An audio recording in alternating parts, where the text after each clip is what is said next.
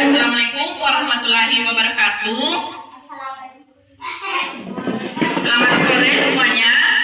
Sebelumnya perkenalkan dulu, nama saya Hasrianti. Saya biasa dipanggil Anti.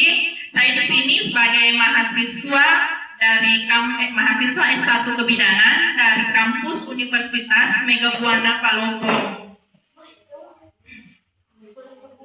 Puji syukur kita panjatkan kehadirat Tuhan Yang Maha Esa karena pada hari ini kita dapat berkumpul dalam keadaan sehat untuk mengikuti kegiatan penyuluhan kesehatan.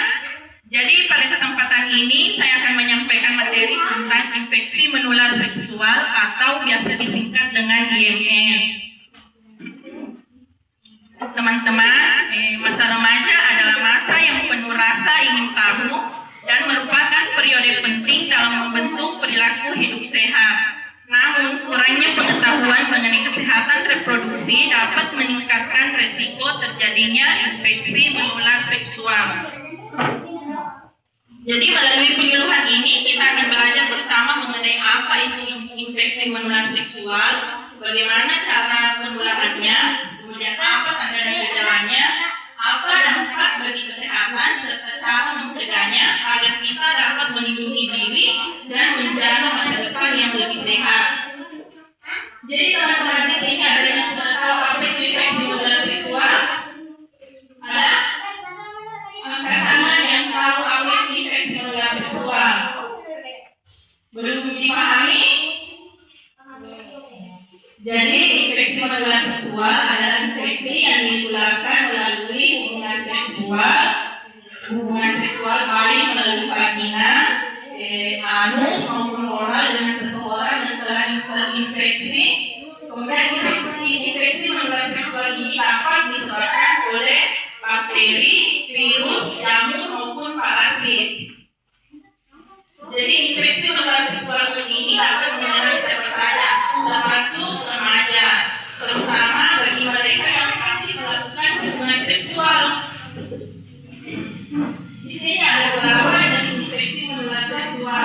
Yang pertama itu kencingana atau dalam bahasa medisnya itu gonore. Sering dengar? Jadi kencingana atau bahasa medis ini gonore adalah infeksi bakteri yang menyebabkan keluar nanah dari alat kelamin dan nyeri saat kencing. Jadi bahayanya ini dapat menyebabkan radang panggul. Kemudian bagi wanita sulit hamil.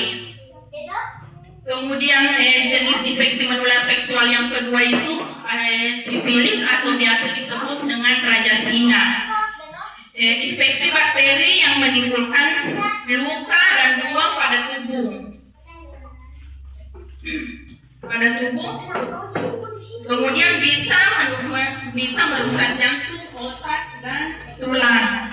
Kemudian infeksi yang ketiga itu chlamydia atau infeksi bakteri yang sering tanpa gejala tetapi dapat menyebabkan radang panggul. Kemudian keempat, herpes genital. Sering dengar kan herpes genital? Itu infeksi virus yang menyebabkan luka atau lumpuhan pada alat kelamin.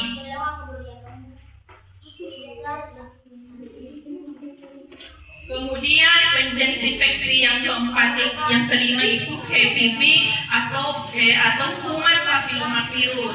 Virus ini penyebab kutil kelamin dan dapat memicu kanker cervix bagi perempuan.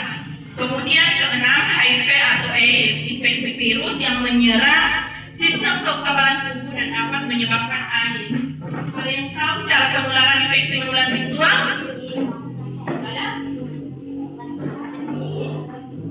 Jadi penularannya itu bisa melalui hubungan seksual tanpa pengaman.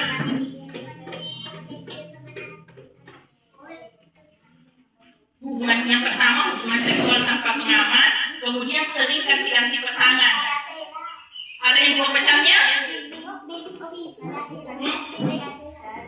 Yang kedua itu sering ganti-ganti pasangan, kemudian sering berbagi jarum suntik yang tidak steril, kemudian penularan kepada ibu hamil, kepada bayi selama kehamilan, persalinan atau menyusui. Kemudian kelima, kontak langsung dengan luka atau cairan tubuh yang terinfeksi pada beberapa jenis infeksi menular seksual. Kemudian ada yang sudah tahu tanda dan gejala infeksi menular seksual? Ada yang tahu? Jadi tanda-tanda dan gejalanya yaitu yang pertama keluar cairan tidak normal dari alat kelamin. Yang kedua nyeri atau rasa terbakar saat buang air kecil. Ketiga ada luka, keluhan atau benjolan pada area kelamin. Kemudian gatal pada area kelamin. Kemudian nyeri pada saat berhubungan seksual. Kemudian pendarahan di luar menstruasi jasa ada keluar darah tapi tidak haid, bukan haid. Itu tanda dan gejalanya keluar infeksi menular seksual.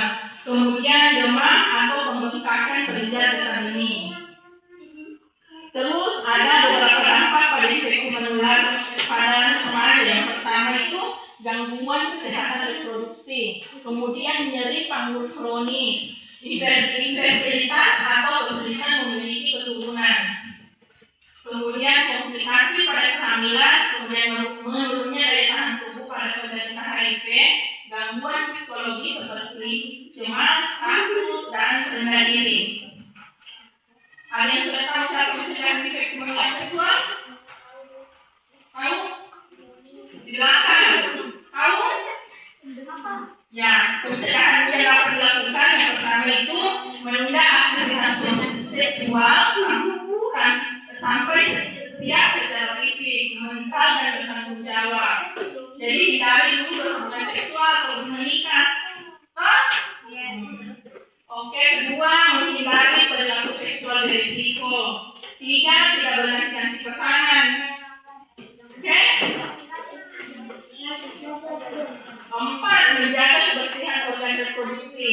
Lima, tidak menggunakan jarum suntik secara bergantian. Kemudian keenam, mengikuti edukasi kesehatan reproduksi yang benar. Kemudian melakukan pemeriksaan kesehatan apabila ada muncul gejala.